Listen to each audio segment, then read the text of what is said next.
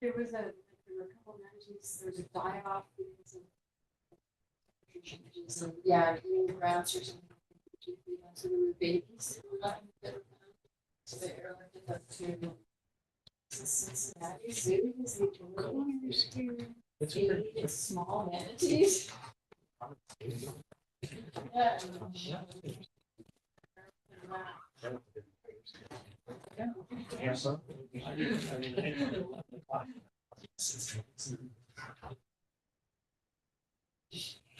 Two minutes, Erin, and we'll get started. Sound good? Yeah, that's what I have to. Janet.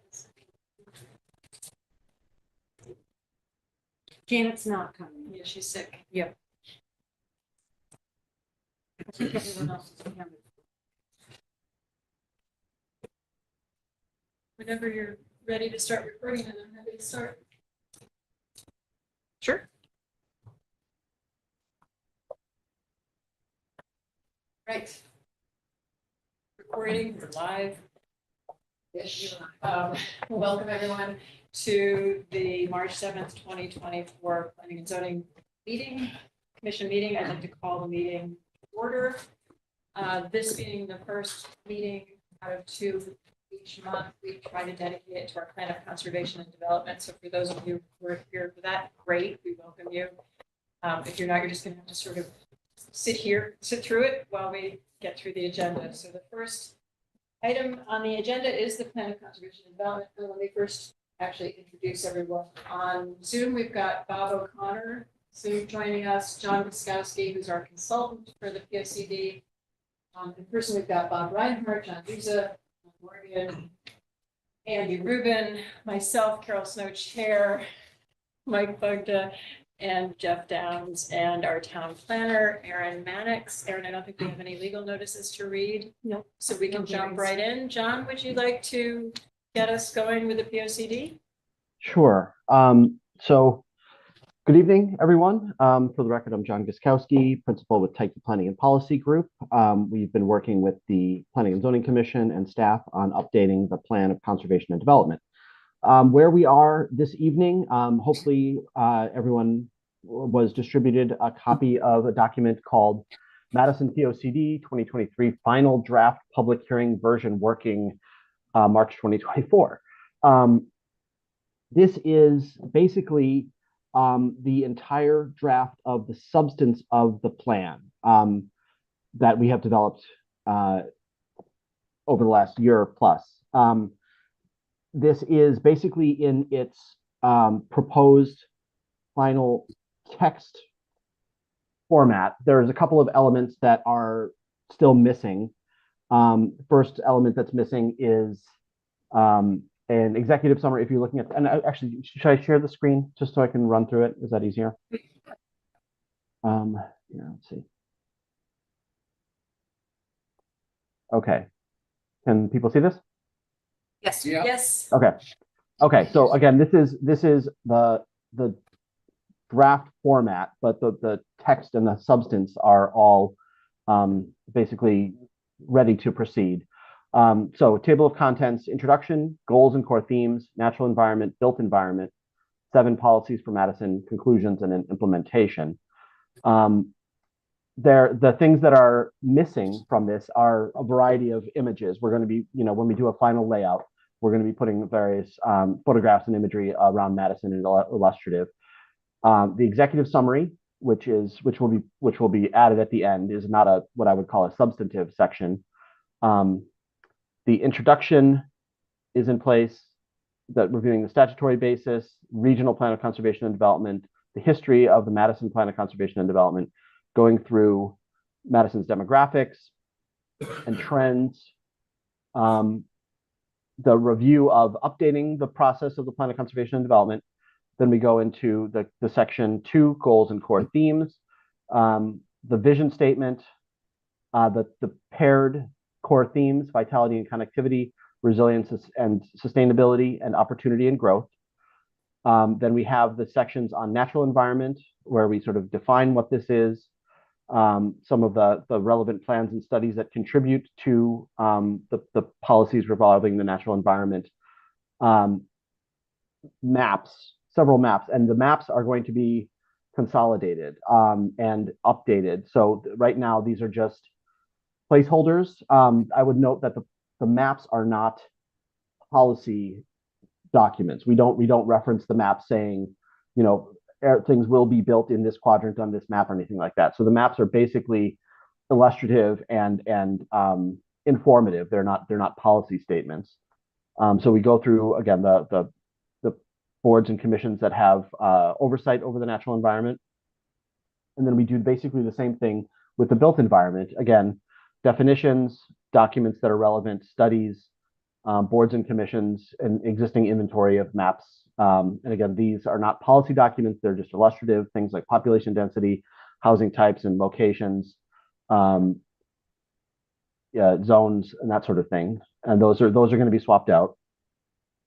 Again, the boards and commissions that have jurisdiction over built environment elements. Then comes the actual meat of the plan, is the 7 policies for Madison, built around the 3 goals that Bob and Carol helped us refine particularly. Then the 7 policies A through G. I won't read through them, but these are things that we've hashed out in great detail. None of this is obviously changing. This is in its final text proposal. And then we go through each policy and have the goals and action steps in each of the 7 policies. And then following the policies, goals, and recommendations, or action steps, I should say, we have a conclusions section, a statement about the manner in which the local plan aligns with the state and regional plans, the statement of compliance, and then we have the implementation section, which is basically a table. And this is probably the stuff that you're seeing for the first time. Although obviously the policies and actions on the left column are taken from a different part of the plan that we've worked on. What we've added to this implementation table is a lead partner and a lead entity and partnering entities, because again, a plan is really only as good as it is able to be implemented. And so it's important to know for each action item who's responsible and who should be working on this, and as well as adding a priority. And so we've done this for all of the 7 policies and each action item under the policies. We worked on this with Aaron. And then that is essentially the substance of the plan. And what we would propose from this point would be for the commission to do another read through. And again, the majority of this you've seen several times, and we've sort of hashed through, particularly the policies and the action steps. I think the last thing for you folks to sort of hash through is the way that we've come forward with the lead entities and the partnering entities and priorities. We basically had 3 priority levels, because again, this is a 10-year plan. The priority levels being high priority, which is something that the task, the recommendation should be undertaken, not necessarily completed, but undertaken and started within the first few years 1 through 3 of the plan.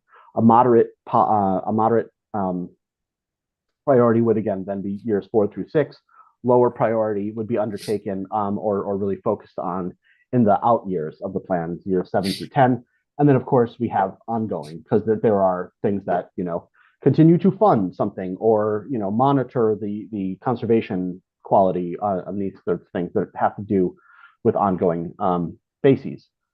So again, I think the goal, so the substance of the plan is basically all in place. The style of the plan, the final layout is still to be finalized. We got to add pictures, we got to finalize maps. We're going to do the executive summary, and we're going to do the final layout. But the meat of the plan is in place.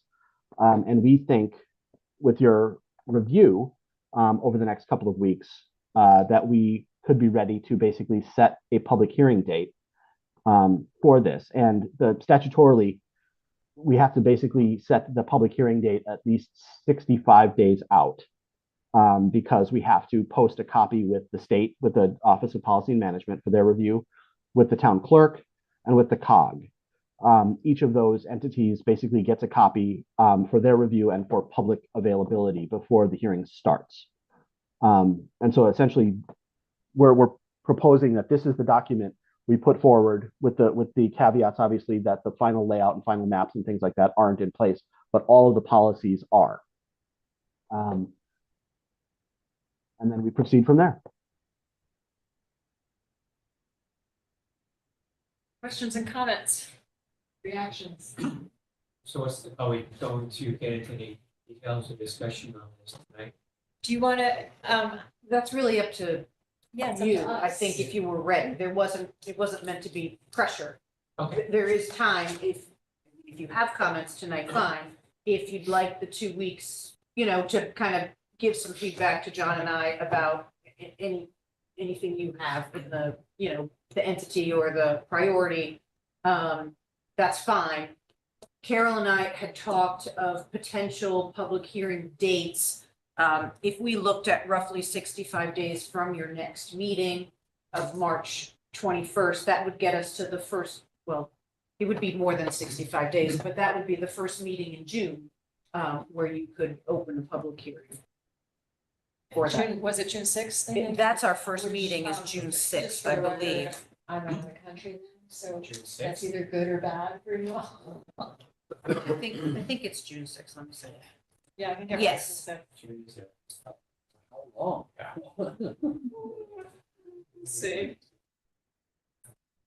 So we're saying we can have a final draft in 2 weeks? Well, yeah, actually, John, I wanted to ask you about Yeah. that too. Is, at Not what, to make that- like, at what stage does final have to be final for us to hand it over or for us to even, present it to the public and, I would think it Yeah. would be important to get the images and formatting and everything as cleaned up as possible. We can. Yeah, I mean, and that's stuff we could do. I think well, there's sort of two schools of thought about this. Is a polished draft, with all the pictures, with all the maps updated, with everything laid out and buttoned up, in advance of the public hearing, can tend to have portray the impression that this is a done deal and your comments don't necessarily mean that much. That's not necessarily the case. Certainly it's not. And it's not hard, even if it's in a nice final format, to swap words and change priorities and things like that. But it would tend to discourage the public from doing maybe too much monkeying.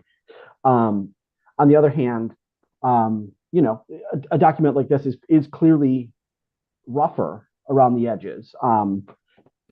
And I think I would be less worried that OPM or the COG or South Central COG would be put off by something like this, because they would be reading the substance anyway. They wouldn't necessarily need to review the pictures or the scale of the map or something like that, particularly when the maps aren't policy documents. But if you would prefer to move forward with something that at least looks complete, in a format that doesn't say, map to be replaced or something like that, we can certainly put that together in the next couple of weeks. That would be great, because I think one thing, John, I found difficult about it is where page breaks are falling to, where, we have sections of, and especially with the new implementation tables where they're kind of broken up and be better, I think, if we could get those reformatted and aligned. Okay, sure. But the image. And maybe that requires putting images in. So we should, first. yeah. And I mean, there's also, we can also, when we do the layout, have page or picture frames. And then, so we know where the pictures will go. If we don't have the perfect picture absolutely ready to go, that's something else we can do as part of the layout. But yeah, sure, certainly. I may be an outlier here. The flow, the format doesn't make any sense to me. We've got all this fluff at the beginning. We've got like 30 pages of fluff. Why aren't we just coming in with, here's the executive summary, here's the policies, maybe a conclusions, and everything else should be like an appendix? It seems like there's just a lot of fluff for no reason. But to a certain extent, I mean, I take your point, and actually, a couple of plans we did took that approach where they basically put the policy up front and made the demographic stuff an appendix. You know, from a formatting standpoint, this attempts to, you know, lay out, here's the vision, here's where we came from, here's who we are demographically, historically, here's how we got to this point, and then takes a look looking forward. They care about what are the policies? I agree. What are people gonna look at? They're gonna look at the policies. Well, we have to bring this to the public to discuss. We've got 34 pages of something before we get to the policy. It's gonna be a nightmare. I agree. Get to the answers. People are, Yeah, I don't think they that's- want the build up. It's there for information if they want it on the back, but Some of it we have to have though. and- But it's in the I think you should document. keep it, it's all important, Yeah. but I tend maybe to read reorder. that reorganization of the document. Where you can take some of the stuff in the first part where it says, here's the vision, here's what we're thinking, an executive summary of, right. we're a small town, we're a big town, whatever it might Yeah. be. Well, But reference the details in the back so you can slide The- into. The executive summary could certainly have the vision and the 7 policies. Yes. You know, that would be up front. That would be essentially on page 1. Yeah. If you wanted to do it that way, because and that, you know, and so in that sense, we could draft the executive summary right now. So- I don't know if that's yeah. Go into the details on the policies, and again, keep the rest of the information. If somebody wants to go reference it, it's there, it's in the document, but it's not upfront. Let me suggest that, you know, there may be a good reason to provide context. You know, maybe it could be shortened a little bit, but if people don't want to read it or read it closely, they can pretty quickly go past it. You know, it seems to me that I would want people to read the context to figure out that those policies didn't come from some, you know, special interest coming out of nowhere, making suggestions. You know, since I'm talking, let me say something else. I wonder if it would not be useful to have some kind of an informal listening session or hearing or giving the public an opportunity to raise issues before doing the formal public hearing. This idea is not entirely original with me. I was talking with one of our elected officials who thought it might be a good idea to give, because, you know, rumors get out about this stuff and how do you interpret this and that? And it can really help to give people an opportunity, now that there is a document they can actually read, to say, well, you know, I'm concerned, is it true that so-and-so? And I'm just throwing that out. I think it would be useful. Have you ever done that, John? Bob, could you explain specifically what you envision?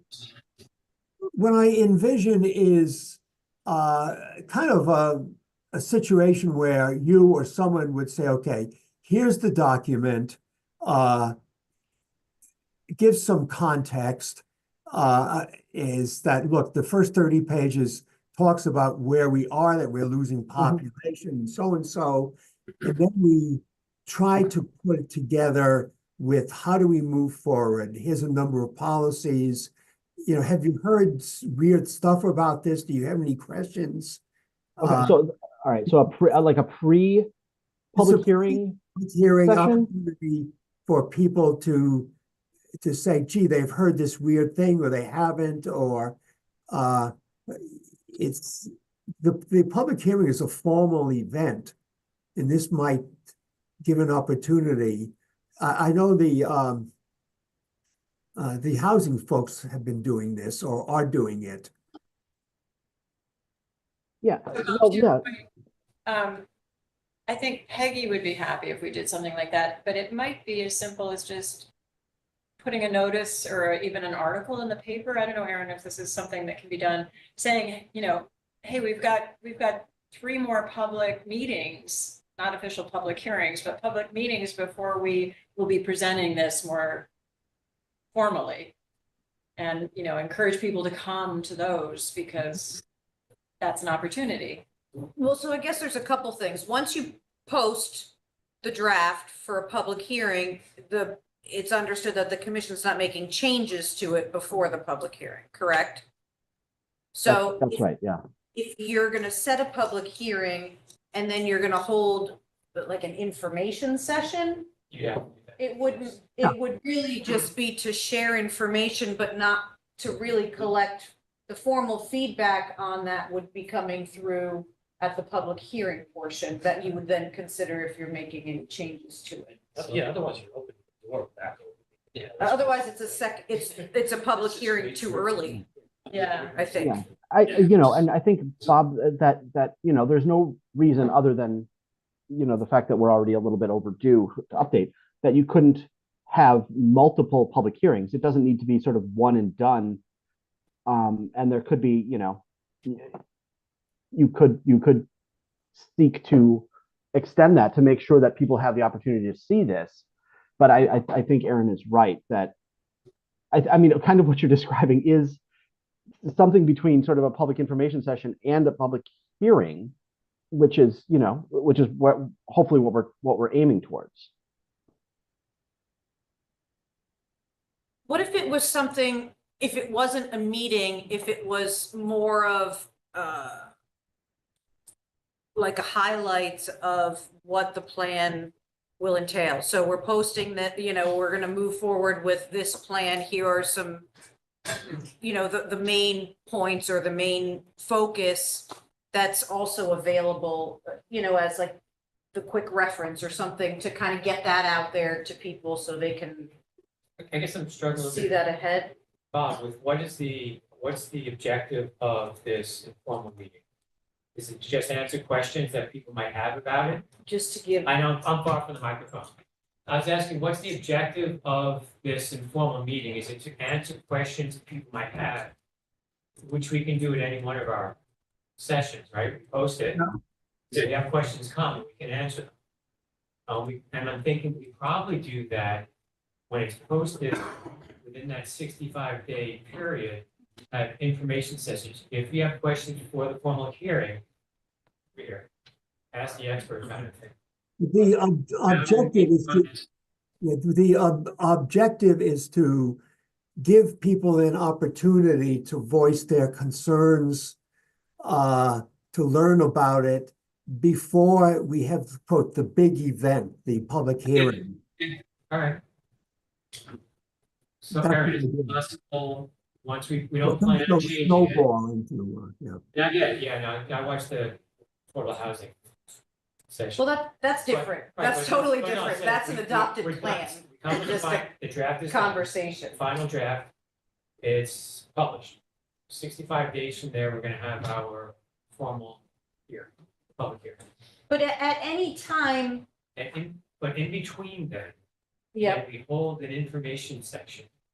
Says if you've read it now, it's been 2 weeks, 3 weeks, 4 weeks.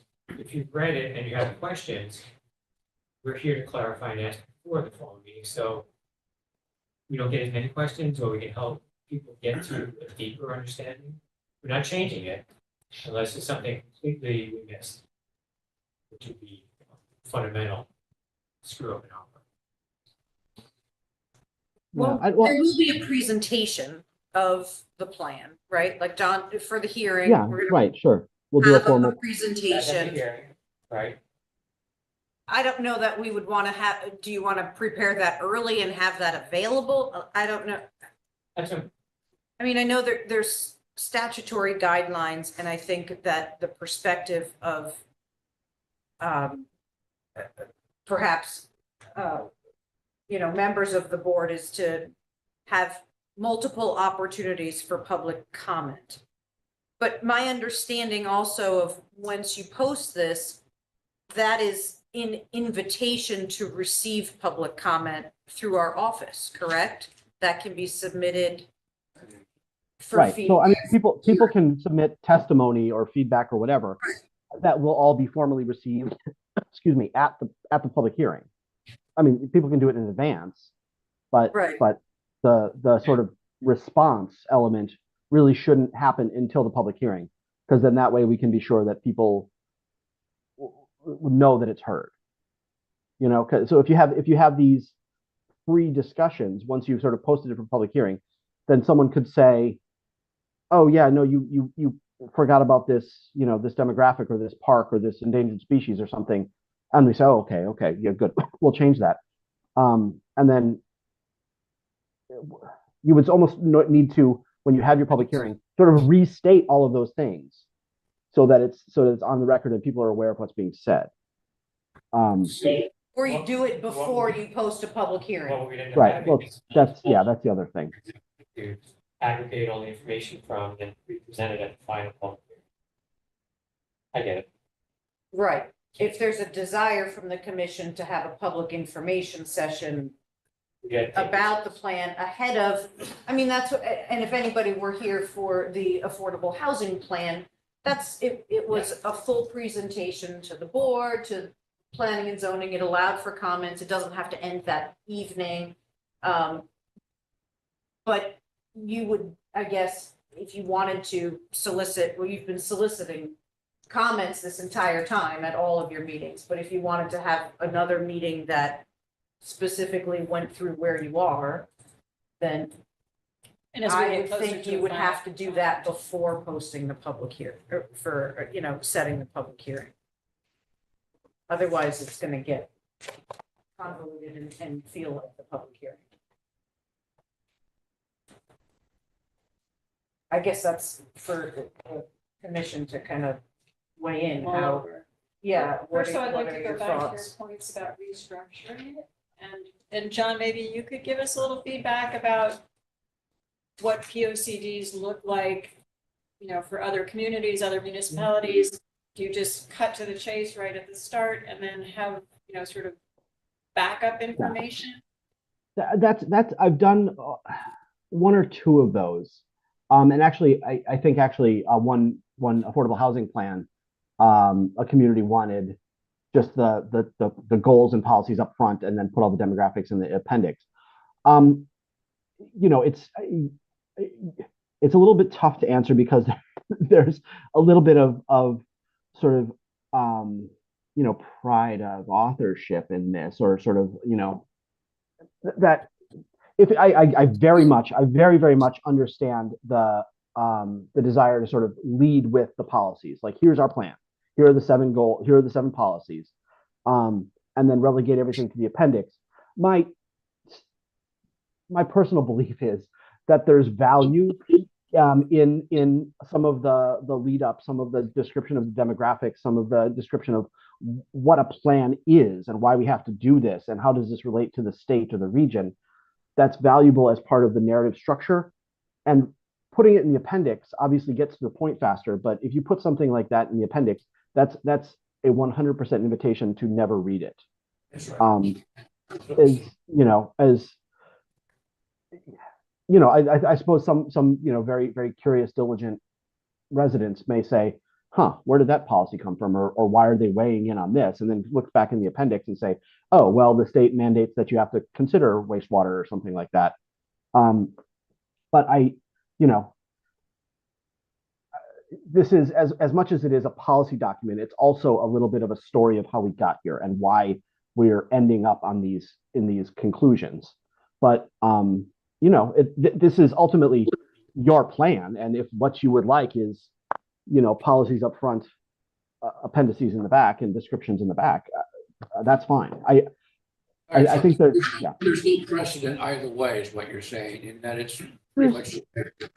Yeah, I mean, there are things you have to cover statutorily, but exactly how you present it, there's no rules really. You could put a note in there. You said you go directly to plans and policies, go to page 26. Well, you can make the PDF also that you can click directly on the sections and bring you link you to the Just skip sections. through the, But I, the table of contents. I do Right. like the idea of including some of that in the executive summary, so you're getting some meat Yes, up yeah. front. There's the meat. And how? But I'd love that compromise to still keep the other stuff behind it in order. I guess that's what I The thought. document is not gonna be used as a storybook, it's gonna be used, somebody wants to go in and see what is the policy. And that should be the focus here, and if they have questions on that policy, then either we're referencing the appendix, or they can go to the appendix and find it. It's not like I wanna read through everything to find out, oh, maybe it's here, or maybe it's there. I wanna know what the policy is, I wanna know how it's gonna impact what I But wanna the do. context gives you the reasoning and the background to why the policy. 34 pages of I think context. so. Well, in the, It doesn't, and I understand what you're saying, and I agree, I think it's too much, because there's a lot of talk about changes in the population. The change in the population is based on data from 2020, which is really not relevant given COVID and the changes that have occurred since, so we're not actually using the data set that shows that the population of Madison is continuously declining. I don't know what the population is now, but everything, my gut is that it's not, has not declined in the last couple of years. Maybe some of that song, we can make that an appendix. That I That's, think could be so an that appendix. data is there, and there's data that's good. But a lot of, there are 4 or 5 pages on existing boards and commissions. That should be the. That's, we can push that in the back, just we can tighten it up a little bit, I think. And it may not be an executive summary, it might simply be a tightening up of the front where some of the, we call it extraneous information, but it's not. But some of the additional color that's added to it can be better suited separately. If you really want to know what all of the documents and plans and what surveys and assessments that did over the last 10 years, as we say, and there's one missing it. But you can go there and look for it, but you can reference, a bunch was done and we based our work on that. If but you really can wanna even say know, that in the executive summary. yeah, it doesn't have to be an And then executive back it summary, it up could just to be the- a shorter lead-in, which gets to the key points that we're trying to make. I mean, we don't have any information on the number of people that come in the summer, which is a big deal. There's a line in there about how the economy of Madison uses an illustration, financial institutions, banks and realtors on Main Street and restaurants struggle to survive. I don't get that connected to anything else. So it's actually, when I read it this time, and I know there's more work to come. When I read it through, I got a little more confused than I was as to how to come up with policies. And I think we need to get that first half. I'm probably the closest you have, or some of the others here, the closest you have to what the people are gonna see for the first time, or I didn't write it. I've been reading it for a couple of months, but I didn't write it. When I read it, I get a little confused. I understand how we came up with policies through our conversations. The first parts of the chapter of the book don't really explain it. And I think we're leading us into more questions than answers. I'd like a tight, tell them what you're gonna tell them what you told them kind of story. We can put that in the beginning, it's just editing, and in keeping the important stuff and putting it in the back for the reference, so you can't lose it, you have to have it. But I think it muddies the stories.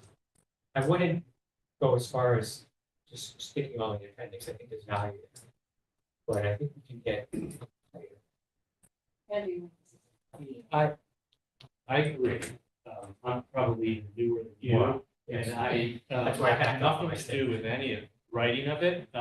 And I read it, and I am going to be blunt, I read it twice. And I read it twice as a sense of obligation. I struggled to read through this, understand it, how it flow. I didn't get it. It was hard to digest. Just again, be open and honest about it. Just it was. I feel that other people are going to have the same struggle, and I'm a big believer in, as I always say, get to the answer. That's what people want to be. The information's back there. You do have to sum it up from within an executive summary to help them frame it, but then get to the policies, and then all the other stuff is supporting material. It's not superfluous, it's supporting. You have to digest it as you want. But otherwise, I think people are going to struggle if the average person would struggle reading it, then it's too long. You read the 2013. No. I'm going to struggle getting through this. And what they did, I was just gonna say, is that they put, the action items and the recommendations as a separate section. I mean, originally they were all separate PDFs each chapter, but all in one at the end. So if you're using it, you tend to just go straight to that. Mhm. And when Those it's who use it, online, it's yeah. really easy to do. Yeah, sure. But if we create a document, we can either, as Erin, as you said, with the table of contents, you can just link, I mean, that's how our regulations work too. I'm kind of used to that, and maybe because I'm from an academic environment, I don't mind getting the history and the context first, sort of getting an overview and then zooming in on the specifics, but I also have no problem with switching it around. I think that works too. Yeah. John. Well, a few things. Number one, I agree with you on the history and the context. I think it makes it more readable, sure. Always can be typed up, but you need something to ease into it. Right? If it's strictly policies and actions right off the bat, it's just not easy reading. So I like the history and the context, one. Number two, on the population issue, John, do we have updated numbers for that? Because that seems fundamental to the entire plan and the entire outlook. We would have, I have to check to see where we are with the American Community Survey, but the last, the last 100% count survey is the 2020 numbers. So, okay. Could I just inject Sure. one thing on that will demographics? And I was talking to Carol before the meeting. We have all that demographics information, but did we truly use any of that demographic information doing any of the policy plan? Did we create any policies based on that? Yes, Housing. That's one thing I thought a lot about, was how it's shifting kind of to a barbell thing. Was one of the ones.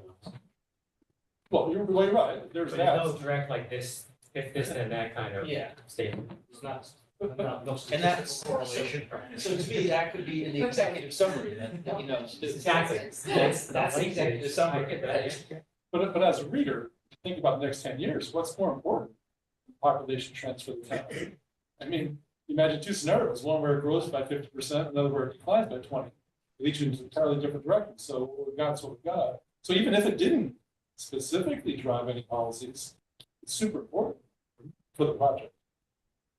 But is it important to have it in this document because it actually, it's out of date as soon as you put it in? Well, so I'm saying, if it's completely out of date, then we gotta reconsider it and try to make it as up to date as you can. That's different. It's different, but anyway, but the population obviously matters for planning and zoning. Yeah. Probably should, but the other last thing is, in terms of readability, I think it's pretty good, right? Number one, but number two, the affordable housing document, I thought it was very readable. So when I started into that, it was easy to get through. It was kind of long, but it's interesting, even for somebody who's not necessarily specializing in that area.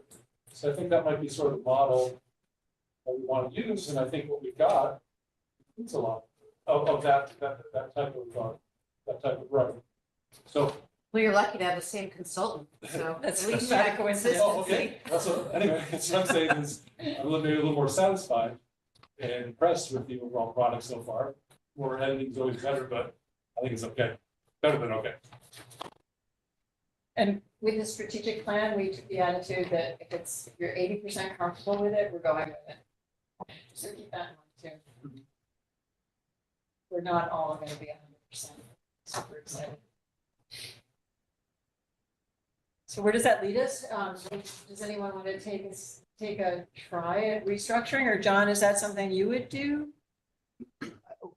I think what I would offer first would be to see if we can put together a relatively strong, concise executive summary that gets at some of the key goals and policies up front, and some of the whys up front, and to see if that maybe scratches the itch of let's get right into it from some of the commissioners, and then doesn't necessarily abandon or relegate the narrative components to an appendix. That sounds good to me. Are you okay with that? Great, I did. Good idea. Summary will cure everything. And and I guess procedurally, Madam Chair, do you want to have that in draft form, or should we attempt this while we also do a sort of a final layout? Which is the other element of this is, if we were going to proceed where we started, could we do a final layout? And then the commission decides, nope, let's invert the entire order of this. Yeah, but if we get to a more final product, I think we might be happier with that more final. Okay, product. well, and then yeah, some folks might be less likely to monkey with it, as I said. I'm not sure. I would say I think the executive summary is really important at this point, and we can't wait till the very end to write it. I think we can kind of steer how the document shapes up by it. And we can summarize things in the executive summary that maybe we don't have to go into so much detail about them. We can trim them up a little bit once we see that. Yeah, that's good. You can Sort of just, opening. for additional information, read on, if not, skip page Yeah. 45 for Yeah. section 7. And again, the table of contents, and I would hope that the table of contents can be clicked on and you can get Yeah, to. of course. Yeah. What kind of time frame do you want to put I on th- this I think we could. summary? Oh, who are you asking? You. We can have an executive summary, and I think we can have a pretty good setup for the layout by your next meeting within 2 weeks. Okay. That's great. And it may, I will say, Aaron and everybody, if we want to have something that looks as polished as possible, I think we're going to need to sort of crowdsource great photos and things like that. Yeah, but I think, and Zoe is with us as well. Zoe is doing a lot of our mapping work. I would think that we're probably within 2 weeks worth of effort to kind of bring the maps to a relatively final shape. And the maps, and this is something we struggled with. We had Aaron and Zoe and I had a fairly long conversation earlier this week about the problem is we love the landscape layout of the plan because it works perfectly on a computer screen when you're reading it. But unfortunately, your dang town is portrait oriented. And that makes for a very difficult mapping view inside a page of the document. So I think something that we might do is put in some sort of small maps, essentially as illustrations that are not meant to be scrutinized too closely or zoomed. They're meant to be illustrative, and then have a separate map appendix that can better reflect the oblong nature of Madison. So, fair warning, that's probably how we'll look to format that section. Quick comment on the maps, they don't show up well in black and white. I print everything in black and white, can't say everything's color coded, the colors are too close. On the, Right. I'm not sure if you can fix that or not, just a comment. Yeah. Possible. It's I guess, well, we look to you guys on how critical that is. I suppose that Zoe could, instead of color coding things, do cross hatching and things like that for a dedicated black and white layer. But I think, for the most part, this document is going to live on a website and in PDF format. All right, that's fine. And also, John, if the resolution is good enough, I think we can always zoom in and. Yeah. I was thinking of having a couple of Madisons per horizontal format page, and you could just zoom in if you want to. Yeah, we talked about that, and there's also going to be several maps that are basically just I-95 south, so it's sort of the shoreline area that fits a landscape better. But anyway, so we're struggling a little bit with the maps. That's why you didn't see it in final format. But if I'm seeing nods from Zoe, I think we can probably have the maps as part of the final layout and the executive summary by your next meeting. And so I would ask, in the meantime, that you all focus on the meat of this, particularly the implementation guide. So we want your feedback on, and be ready for the discussion on, should this be a higher priority? Should some other group be working on this? So basically those right-hand two columns in the implementation guide. You're ready now. What would you prefer, I guess, I'm I don't asking know, how you want to handle it. I don't know that everybody else is ready. Can you Do send you want to comments? receive them in just comments from commissioners and then weed through them for the draft? Yeah, I mean, if Bob is comfortable doing track changes. It's And not send them along. editing, it's not editing or wordsmithing or things like that. It's a question on the basic approach on the implementation table, and then also, and the other question is then with that, how do you want to handle it? And the other one is within section 5 of the policies. I apologize, the first time I had a chance to really look at them all as they've been rewritten. And I have some that are, I have questions on some of them, whether we want to include it, word it as it is worded, if it weakens or strengthens the position that policy is there. And there are a number of duplications in the policy strategy, some of the strategies, some of the goals, and some of the sub goals, the actions that we perform. So there's some duplication there. And we talked a lot in the past about how some of these are going to change. And having now seeing the final version of, I have a question on whether we want to state it exactly like that. That's what our intention is. So how do you, I can do that however you want me to do it now. We can meet, I can meet with John and go through it, meet with you. You all haven't had a chance to read it, so it may just be. I guess one of the questions I have is about the implementation table. You have comments about the approach. Yes. What's that? I only read the first one because that was enough for me to get a sense of what my concern was. The policies and actions, we have the policy, which is essentially the strategy we're pursuing. We have the number 1, so policy A number 1. Number 1 is stated as essentially a goal, create a updated downtown development plan, create a multimodal transportation master plan, update, stuff like that. Those are specific goals we can measure.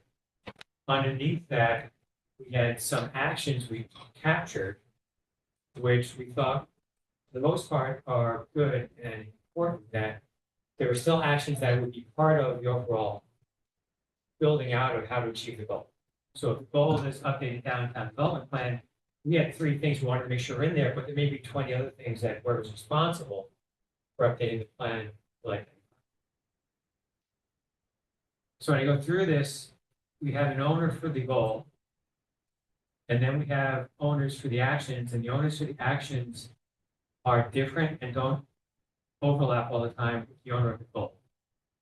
So I'll go by numbers. Policy A, 1AC, the owner of C is not reflected in the owner of 1. They can go off and do their own thing, independent of what the person responsible for delivering the updated downtown development plan is doing. Complete conflict could occur. Not always, but it could. It's not good. So the owner of the goal should be a supporting entity in. That's a different part. That's one of the things. The other part is that you have actions having a higher priority than the goal itself. So you're sending someone off to balance commercial and residential requirements before the updated downtown development plan is being worked on. The balancing commercial and residential requirements will be completed before the goal it's assigned to is actually started. Can't do that. Okay. That's fair. So I'm looking at actions shouldn't have prioritization. I first thought of this was this afternoon. The action shouldn't have prioritization. That's the responsibility of the owner of the goal. I understand the need to give the goals prioritization, but I wouldn't put them in terms of years. When it should work. Say it's your job, medium priority, get to when you can. It's got to be done by the state. You have time this weekend. You want to work on it next week? Go for it. It is easier to set I for mean, just the long. goals. It is challenging to get them all. I know, but it's not a It project doesn't- plan. Put a project plan together, then you have the exact dates. But that's the responsibility of the owner of the goal. achieve this goal, we only say 10 years, this goal has to get done in the first 3 years, otherwise nothing else is gonna happen or get done. And so, go for it, what do you? That to me then can really drives. No one owns the actions, the actions are assigned based on the goal.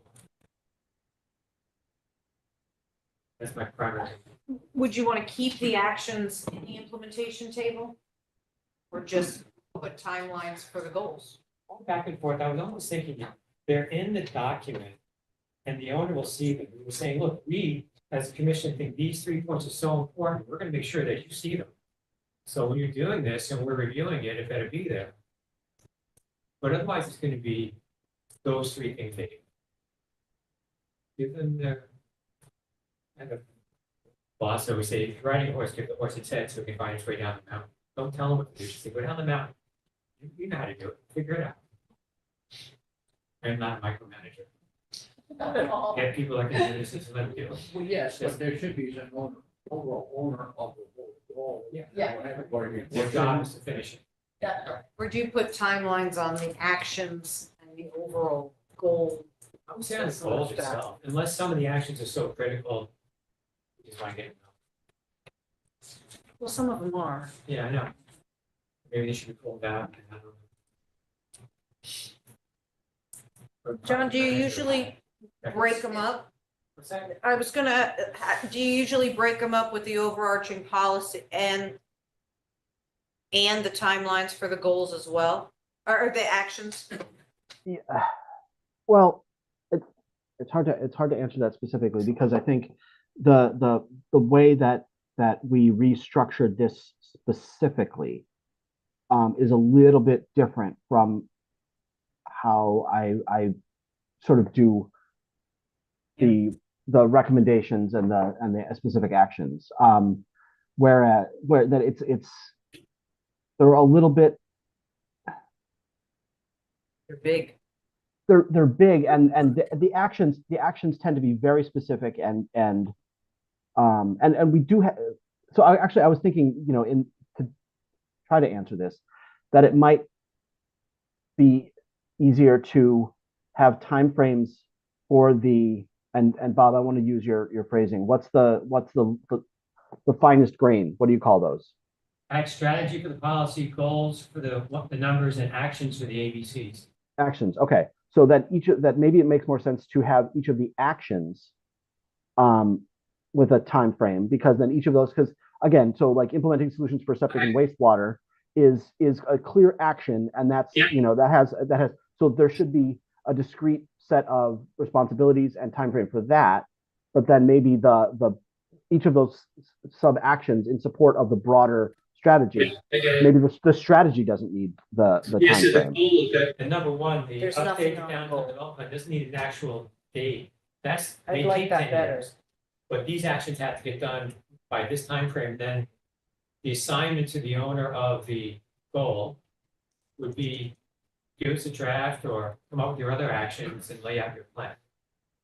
I can see that, because then you're, And so then each of those is built in ultimately towards, by the end of the 10 years, each of these large strategies will have been attacked. these 3 things are really important. You gotta get these done in this time frame. And at the same time, build out the whole achievement of that goal, which is the multimodal transportation master plan is gonna take 10 years. I think I would like that better too. Okay, To delete that. Consider dependencies, right? I actually well, thought that's about that's that. part of it too. There are, within the actions, some of the actions and some of the goals are duplicative in some way of other actions. There's one that had to do with acquiring, basically like acquiring land for some reason, but it's not in the open space plan. So it's just some group going out buying land, but then it's spoken to again later on as part of a holistic approach. We need to figure out how to connect I those. think you're referring to the flood one. Don't remember. I can go through. We it. talked about that one day. There's a couple like that, where it's Yeah, just say support, we say support again, but we're giving it 2 different people to do it. So we just get stuff like that. Well, yeah, so that would be helpful to hear your feedback and to see if it is the right, because I may be looking at this in a totally different way that you are. So here, so As it's far on, as- policy A, multimodal update, like beach and rec plan. Item D, include consideration of active recreation opportunities as part of land acquisition process. Policy B, enhance connection to nature. Number 3 is develop a formal open space plan. A is develop a land acquisition strategy for open space and community facilities. Saying the same thing, but it's in 2 different things, and you have 2 different numbers. So you've got 2 different groups chasing more or less the same thing, which is both wasteful and keeping income. So we need to, it's hard, I know, because it's important. Maybe it's a pointer, but we have to make sure that one person's working. And only one person's responsible for getting. I agree.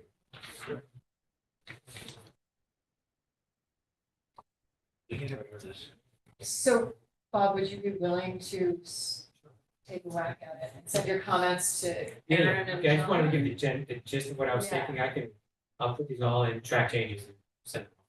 Okay, Yeah, that's not why I sent track the Word changes and then document. comments, because I'll need that to kind of point. That'd be great. That'd be great. That'd be fantastic.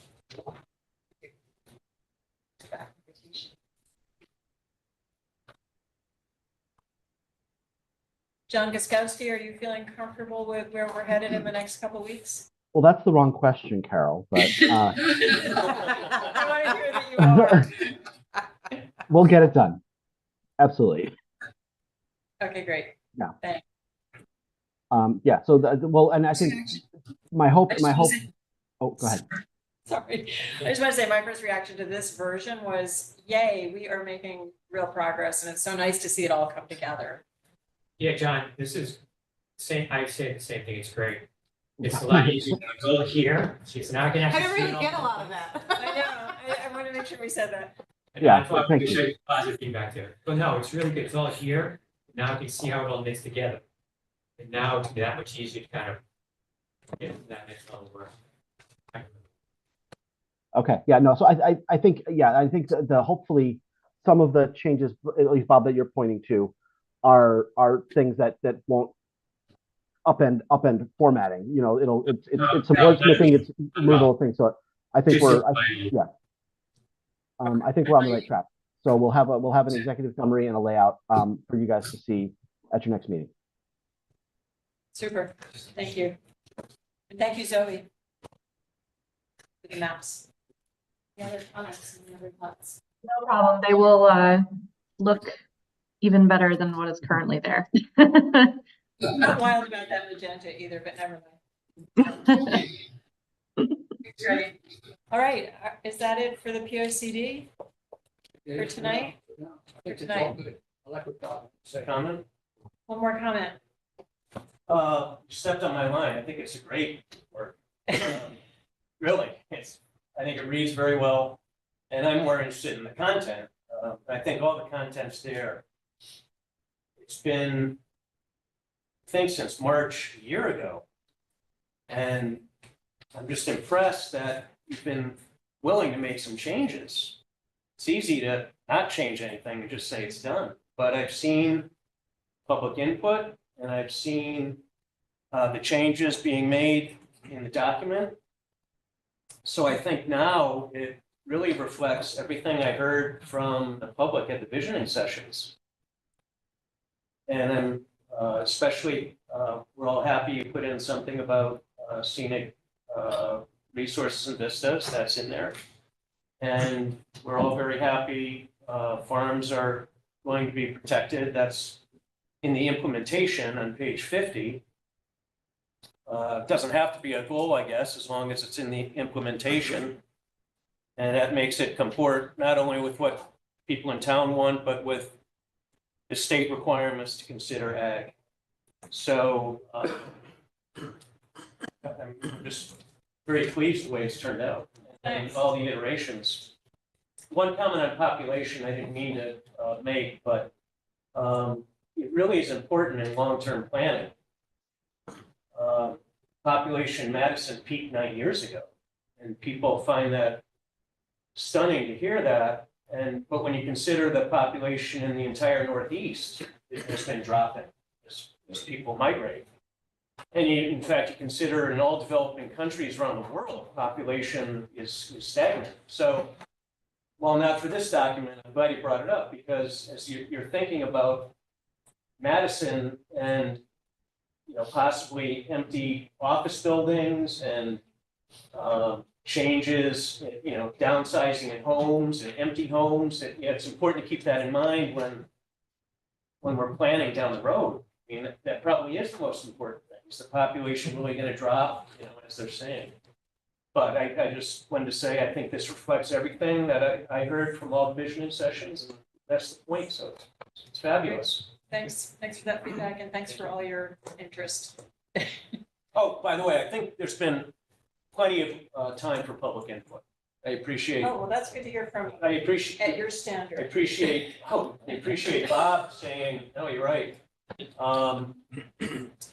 Sometimes the public hearing, if it's on an application, it's almost too late. But in this case, the public hearing's different. It's It after is 12 months Yeah. of meetings, It's more like 16 months. 16 16 months. months. But who's Sorry, counting? I missed that. Sorry, I missed the first 4. No, I think everybody in town is aware. Good. The crowds are dwindling. I think people are pretty satisfied. And Hope so. Great, thanks. I Okay, think everyone remembers how young and handsome I was at the beginning of this process. You was here, right? Yeah. thank you, John. All right. We'll talk to you guys soon. Thank Great, you. super. Thanks, John, Zoe. Sorry. All right, next on our agenda is an informal discussion about 6 Opening Hill Road and Indigo Trail, map 70, lot 11, map 70, lot 114.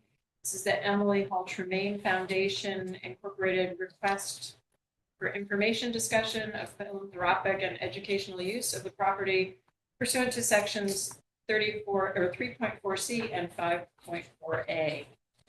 So thank you all for waiting through POCD.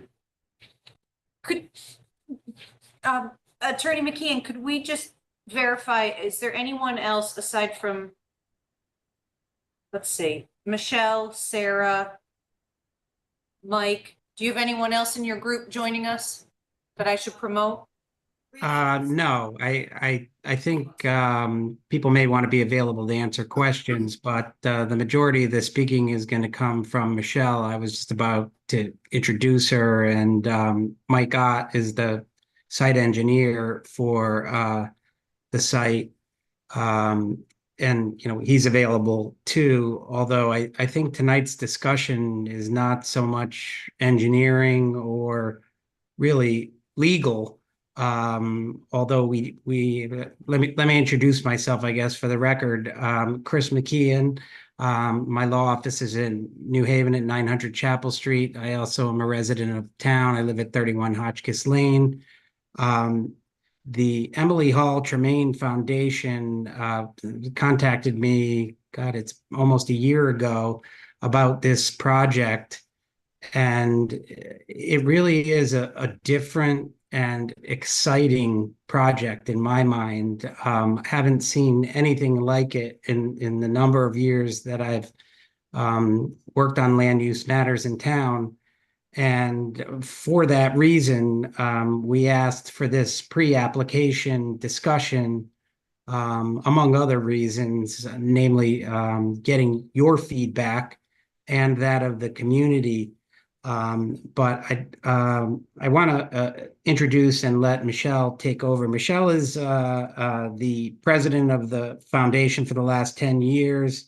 She's been in philanthropy for the last 20 years. And before that, she was in government as the director of energy policy for the city of Philadelphia. She's got a really interesting background, and the Emily Hall Tremaine Foundation for me is really a sleeper. This property, I've driven by it so much over the last 25 years living in town, and what has gone on at that property over through history really is eye-opening. It certainly was to me. So without further ado, I'm going to hand the presentation over to Michelle. Thanks so much, Chris. And I'm gonna do a little screen sharing, but I just want to say, just thank you all for giving us some of your time. We are really trying to understand how to be good neighbors and come in and think about philanthropic uses on a really architecturally significant property. So with that, let me- I just want to interrupt for a second, say, is there any way to increase your volume?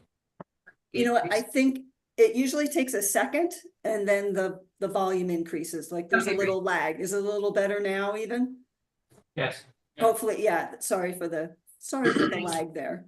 But let me just introduce the foundation a little bit. Then I want to show you a timeline of the property and then some of the sort of envisioned uses. And just so you know, we sent out a package that had a lot of this information to the 23 neighbors who are in with like a 500-foot radius. So we've been trying to do some of our own informal outreach, just like you were talking before with your meeting, like how do you get some of this upfront feedback? And so let me just say a little bit about the foundation. It's a 40-year-old family foundation. The staff is professional staff, but the board is all family. It's 7 branches of the Tremaine family. And it's currently comprised of second and third generation family members. Sarah Tremaine is a founding director. She's a second generation member. She has a lot of early experiences going to her grandfather and step grandmother's home on 6 Opening Hill Road. And our third generation members were really kids running around this property. So there is this intergenerational passion and commitment to bringing this property back to life. The foundation is intended to operate in perpetuity. We're kind of categorized as a medium-sized foundation. Our assets hover between 80, 90, 100 million, and we distribute about 5% of our net asset value annually, so around 4 million in grant making in the area of education, specifically learning differences. So we have a huge lens on accessibility and inclusion. On environment, and we'll talk a little bit about how the goals for the property align with that lens. And we have been core funders from the very beginning of Sustainable CT. So I think that was even referenced in the plan you were just talking about. And then in the arts, and there's a huge art legacy here, and I'm gonna talk to you a little bit more about that. And we've been primarily a grant making foundation, private foundation. And this is the first time we've owned property where we are considering how we could program philanthropic uses that align with this 40-year grant-making history. And the art itself, I mean, Emily and Burton Tremaine Sr. were premier collectors of contemporary art in America. They amassed in the sort of earlier, but largely in the post-World War II period, one of the largest and most prestigious collections of contemporary art in America, and really kind of nationally and internationally renowned on that. So at the end of their lives, they lived with this art, and I'm going to show you some images from the property where they are living with the art and the artist, I think, that you will recognize. But near the ends of their lives, they determined that they didn't want to donate their collection to museums where it would probably end up in storage. They really wanted art and people who were going to be living with art. So they ended up auctioning most of their significant pieces, and they bought early. And I think even they were surprised at the escalation in value. So at the end of their lives, there were 2 Christie's auctions, and Emily Hall Tremaine, the half of the proceeds from those auctions went to endow the foundation. That's how we got our endowment. So we are clearly rooted in the arts. And so let me just take you through the quick history of the property. Do you see the timeline? Yes. On the street, okay. So you all may know this already, but I mean, it was really the colonial part of the house was built in the 1720s, and the barn came online in like 1780. The Wileys, Philip Wiley, the author, and his wife Sally at that time were the first owners there, and they started doing some additions. And it was in the Wileys got divorced, and Burton Tremaine Senior married Sally. And they were together in the like late 30s, early 40s. And on their divorce, the property went to Burton. And they had started working with an architect of significance, Alberta Pfeiffer, in doing some upgrades during their time. But then when Burton met Emily and married Emily, this is the period where the significant historical significance comes into the property. They were friends with Philip Johnson, who really had recently completed the glass house in New Canaan.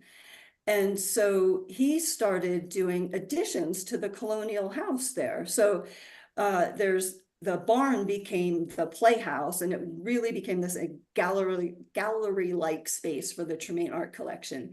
He added the pool, the glass pavilion, and that beautiful sculptured wall is almost a replica of the wall Philip Johnson designed in 1954 for the Museum of Modern Art in New York City. And then added this entry cube that I'll show you a little bit later. So the property was in the Tremaine family for more than 50 years. And then over here, when Emily and Burton, at the end of their lives, when they have passed, Burton Tremaine Jr. subdivided it was a 76-acre property at the time. The parcel now is 6 acres with the house and the barn. And the subdivision happened. And I love this little tidbit for neighbors who don't know. Kachina Way and Indigo Trail, the names of those came from the names of the sailboats of Burton. I don't know, Sarah, I don't know if it was your grandfather and your father's sailboats, or if they were both your grandfather's sailboats, but the names of those roads came from that. So you have a little bit of Tremaine history now, if you didn't know that. And then in 1994, the Bears purchased the property. It was in their ownership for quite some time. And then in 2005, it went under Peyton Patterson in sole ownership around 2005. We know it fell into disrepair. Bank of America foreclosed on the property, and it has some significant, damage at this point. Like it's going to take a lot to bring it back online, but you can't find a family who's more committed to bringing this property back to the architectural sort of gem that it was. And then so the foundation acquired it in 2023, and we've been trying to do some visioning and since then. And we've learned that the farm is what they called it. It was a place where Emily and Burton really lived with their art. It had contemplative spaces, elements of discovery as you walked through the property, coming across art and sculpture in the landscape. And I talked a little bit about the architectural significance, not only Alberta Pfeiffer and Philip Johnson, but a lighting designer, if anyone's a historian there, Richard Kelly. And there's a little bit of that captured in this image over here. And this was the barn, which became the glass barn, really, that Philip Johnson notion of the glass house. He removed that main wall, and it's now the one wall of the barn is all glass. And it is that sense of modernist architecture design where you tend to blend indoor space with outdoor space. So this notion of the building and the uses and the kind of rich texture of living with the art also extends out into the landscape. But this was the barn. This was featured in Vogue magazine in 1969. And you can see some of the artists listed on the left, and many of those artists were not known. They were not known. O'Keeffe, Rosenquist, Oldenburg with the 7-Up, the iconic 7-Up. These folks just weren't known at the time, but here in the barn in Madison, the Tremaines were living with this art. Mark Rothko, Andy Warhol in the glass pavilion, Warhol and Jasper Johns in the dining room painted china red. This was all that was going on, and it extended out into the landscape where you could find a Lichtenstein and a Mary Callery and others of artists of great significance into the landscape. And so today we're kind of looking at what is most important, and we have experts on our side. Stover Jenkins is an architect who wrote the book, The Houses of Philip Johnson. He has been a guide to us. So we're trying to bring the best minds on both historical restoration and modernist architecture, which has that flowed out into the landscape. So the green spaces here are the places where we really want to get it right in restoration. The slate patio and the pool ground, the connection over to the barn, the glass barn, and the landscape there, and this modernist cube of an entrance over here almost functions like an art gallery space onto itself. And so we would like to have our main office for the foundation to make our home from New Haven to Madison. And I'll say that will be a very light footprint. We are 2 full-time people, 2 part-time people. We mostly work remotely. You're having maybe one of us on site once a week or something like that. So light footprint on our office space. And then we'd like to live into some of these uses, like bring these things back to life. And I'll talk about that a little bit, but a lot around the art legacy, a lot around experiences on the site, small scale, perhaps invitation only to start. We're trying to be very conscious of this residential spot with access to the property and being good neighbors all at the same time, but also bringing back this architectural gem and something around art history. We think there's a lot to contribute there. So the yellow are the places like the main heart of the colonial house and the driveway and sort of this entryway. We could possibly restore those, but we're a little more flexible, and we're going through a whole parallel process with a set of architects and a design competition to get to a conceptual master plan that, of course, we would come back and keep sharing with you and neighbors and everything else. So this is very preliminary, and we're in generative thinking kind of mode. And then there are some spaces here where there's a guest house and a 3-car garage, and Peyton made an office here and a little bit of a parking off the driveway. These are not areas of particular architectural significance, so we could see some spaces for adaptation there. And I can just go in a little bit, like, where might we have the guest? Where might we have the office? It could be in the footprint of where the guest house is. We're going to learn more from the architects too, really learn from them. But some of the early things we think, we want to have inspirational convening space, small scale, tours with architects and designers who are really going to care about this. Once they learn a glass barn of Philip Johnson is here, maybe when they're visiting the glass house, they're going to want to come over and see the barn and some of the modernist additions. We don't want to make it like a big open public, same kind of maybe traffic as the glass house, but more curated types of audiences who are coming. And we do want to look at some revenue generating opportunity too, so we can continue to support some of the philanthropic uses that will happen here. That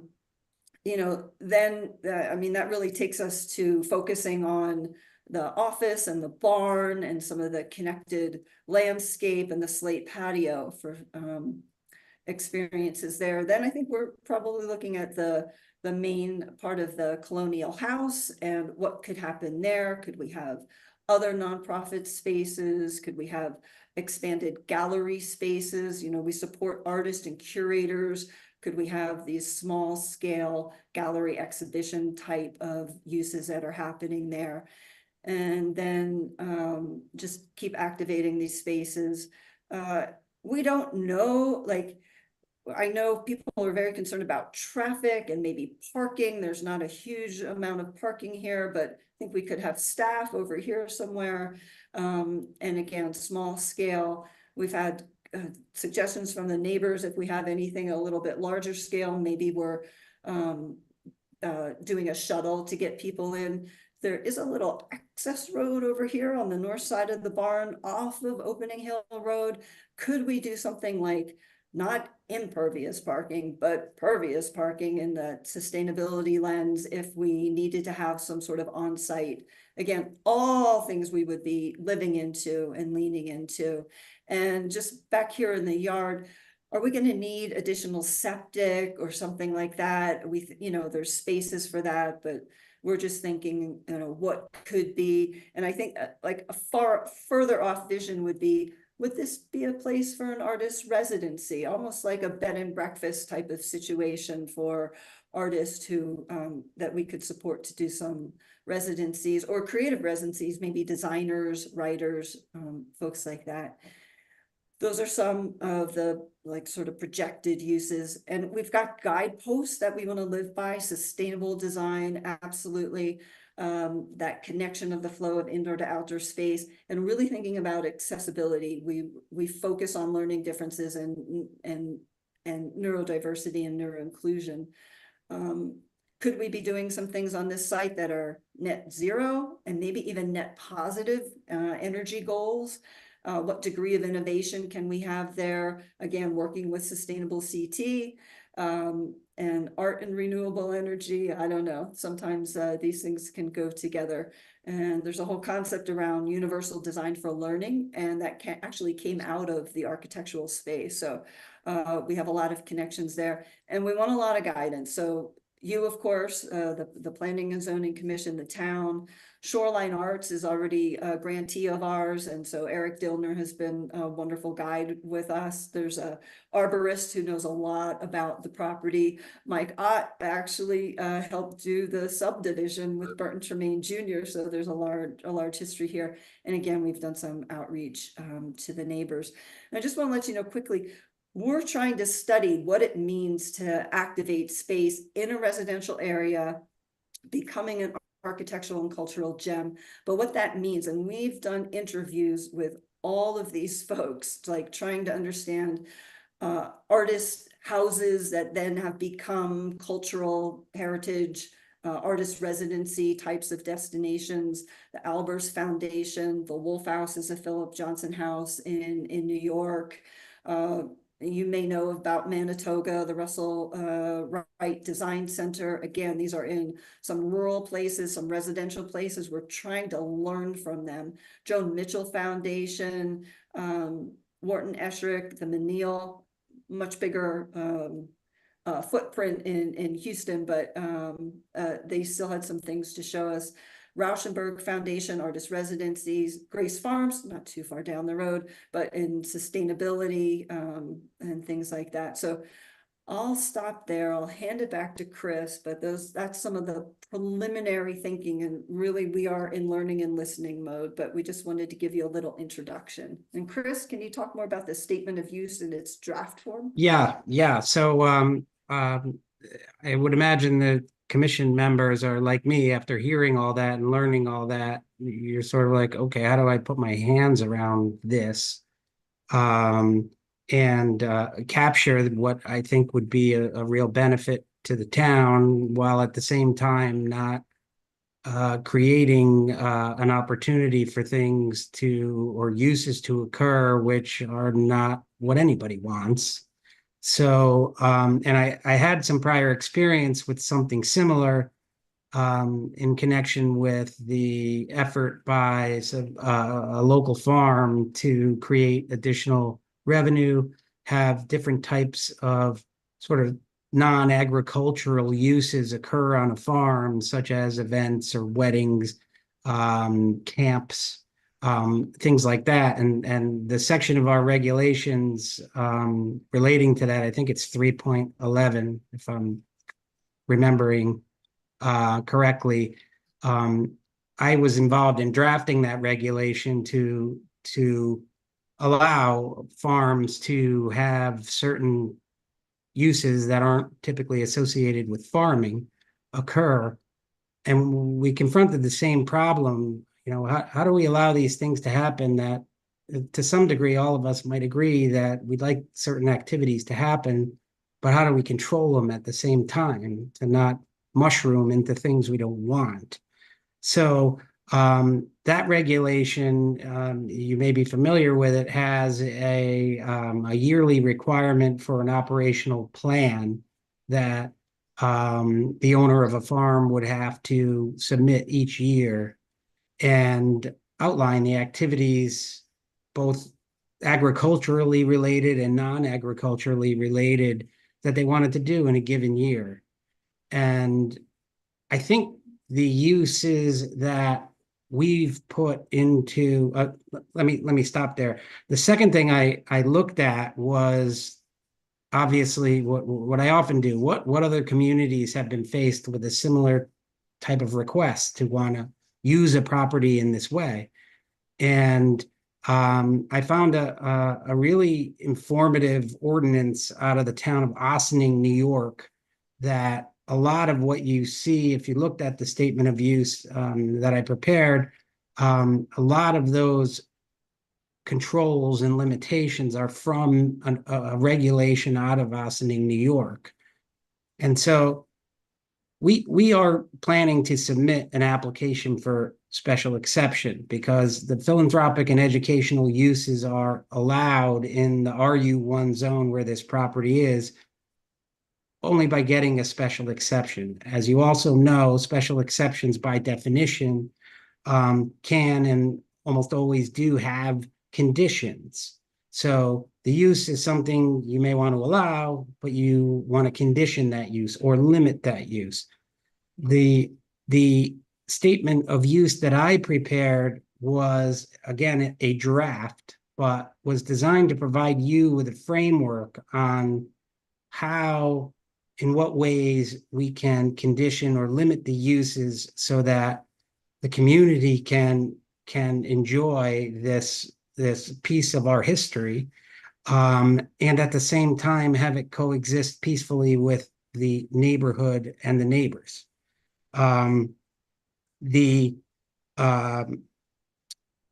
It really is the goal of the foundation to have this be something that the community, both the neighboring community and the entire town, welcome and want and not fear.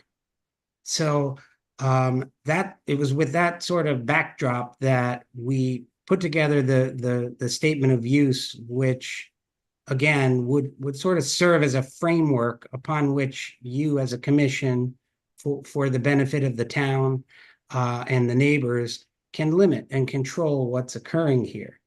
So different from the farm use, though, the larger events, I don't believe are going to dominate the use here. This is much more about a foundation that's about to and desirous of spending real dollars to bring back something that needs to be brought back because these historically and architecturally significant structures have deteriorated and they need to be restored.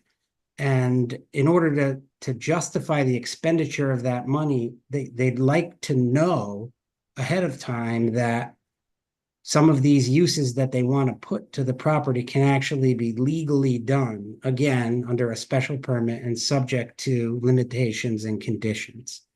The statement of use was submitted in draft to you. Aaron had a couple of questions, one involving, are we going to have students or children being bused to the site?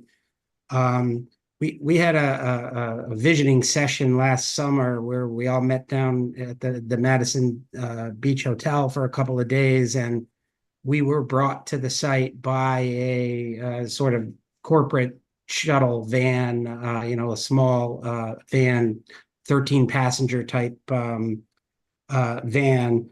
And that was actually suggested by some of the neighbors who Michelle has spoken to already. I think that's a good idea, and I think it would be something we could do. But the number of events, and by events I'm talking, where there's more than 30 people, where there's people outdoors enjoying the landscape, I don't, the foundation's vision there is, a couple a year, maybe. In the beginning years, 2024, 2025, there will be likely none, or maybe one for a fundraiser as they, break ground. But I would imagine these events of that magnitude would be less frequency than even the weddings that occur on farms. They have a wedding season, and the event that, they want to make money on weddings during wedding season. I don't see this use as being nearly as intensive as that. And again, the idea is to do the more everyday type use that the foundation is visioning here is people coming, having lectures, discussions about art, architecture, sustainability, meetings of nonprofits who share similar mission statements and goals. And I believe that type of activity on the site can occur and would do so in almost a less intensive way than a busy family would on the site. And we're trying to make sure that the uses that are allowed are going to be very respectful and meet with any of the concerns of the neighbors, so that with that, I'd like to stop talking. And I don't know if there's any people who attended the discussion. I know Michelle spoke to neighbors, and the idea of tonight really was to get feedback from the commission and anyone else from the community who would like to voice an opinion before we prepare our special exception application, which we're going to do in the next few weeks. Thank you. Attorney McKeon and Michelle, I feel obligated to say, just for full disclosure, that I retired from the Yale University Art Gallery in 2019, where I was deputy chief conservator. I've been involved in the conservation of cultural heritage for over 40 years. And after I left Yale, I went to the island of Lanai in Hawaii to set up an outdoor sculpture program. So you may not realize that the chair of your commission actually is well versed in what you're talking about. So I just wanted to get that out there. I don't know if anyone else wants to respond in any way. It's a very interesting project. I guess I also want to clarify, you are a 501(c)(3), so you're a nonprofit? Correct. And, I foresee, we've done this when we've been in other places where we do local grant making. We know it kind of takes a property off the tax rolls, and that's of concern. We intend to do some local grant making that would more than make up for that, and also just, kind of help with probably align things that are conservation, preservation, art, culture, education aligned. But yes, we are a private foundation, but all within the 501(c)(3) umbrella. Is my presumption, my understanding correct, that your goal is to create a commercial enterprise as part of this? Is that my understanding correct? We would it would be revenue generating opportunities that would be in support of the nonprofit and philanthropic uses. So if we did a fundraiser or something like that, if we had an art stay or something like that, that any revenue generated would be completely going back to philanthropic uses. Okay. Yeah. Do you plan to keep the acreage intact? Because I think it was subdivided. To keep the property intact, the 6-acre parcel that is there now, we would plan to keep that intact. And the Neck River goes right through it? It does, and in fact, we're a little bit of the properties in Guilford, so we kind of straddle the line right there, and we're really interested in the wetlands and what can be done through a sustainability lens to, kind of enhance or protect the wetlands.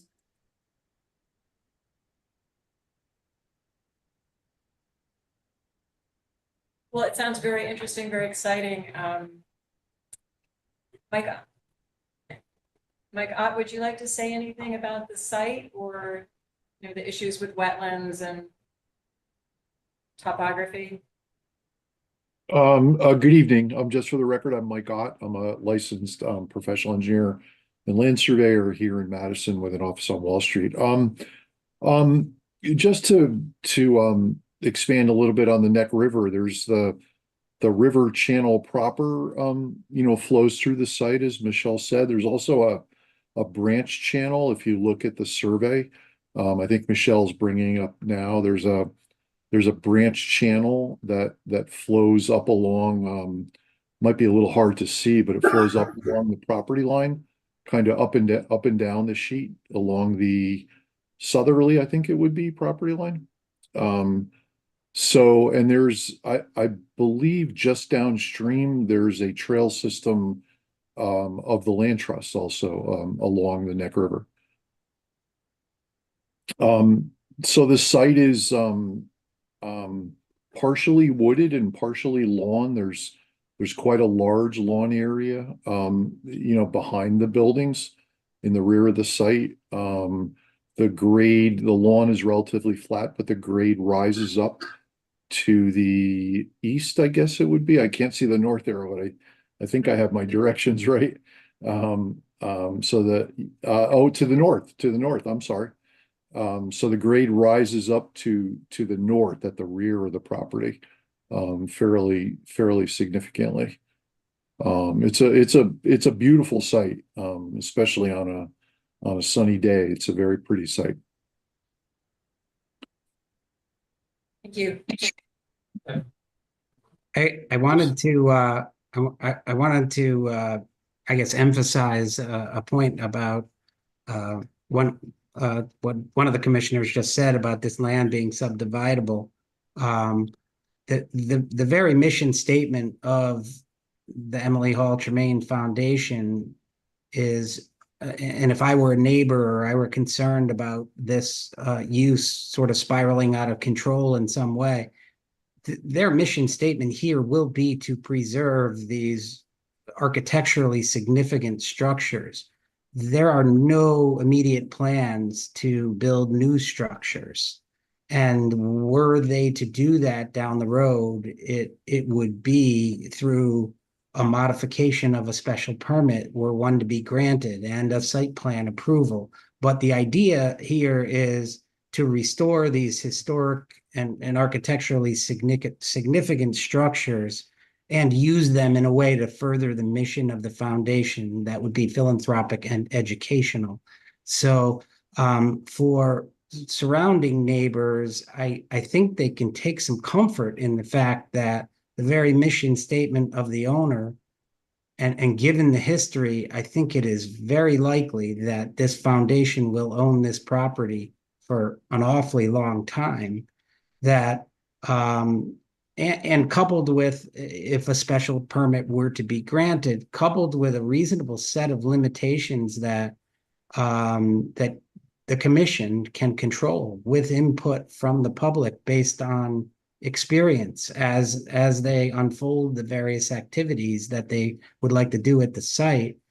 I do believe there's a way to make everybody happy if that's ever possible. And that's what we will be seeking to do with our application and through the public hearing process.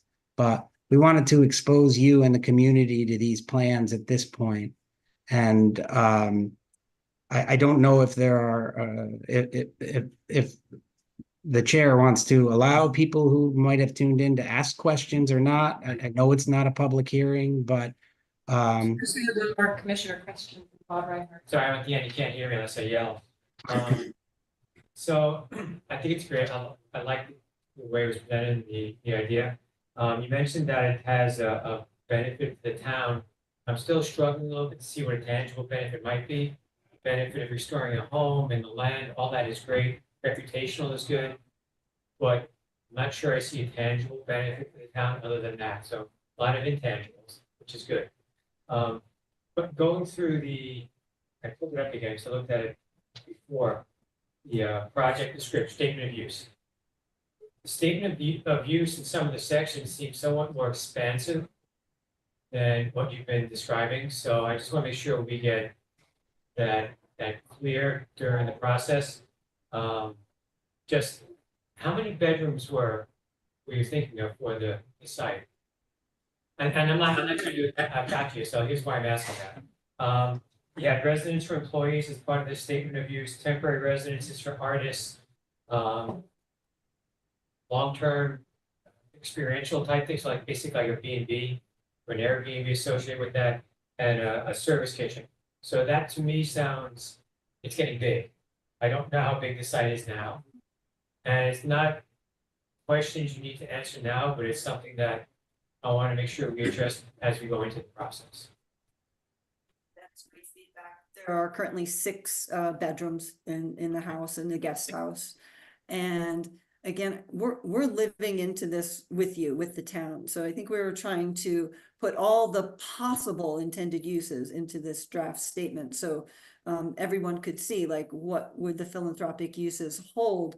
And then the notion of the annual plan can be what we would come forward with, like, and early on, like, would we do 5 architectural tours? Would we do, 4 gallery walks, an exhibition, and have that come to you, an annual operating plan and 1 fundraiser or something like that early, and whether this becomes a site where there are artist residencies is still way up in the air. And I know sometimes that it feels vague and it feels unknown. So I know that can be uncomfortable, but I think everyone sort of needs to live into this space. We've learned that with some of the other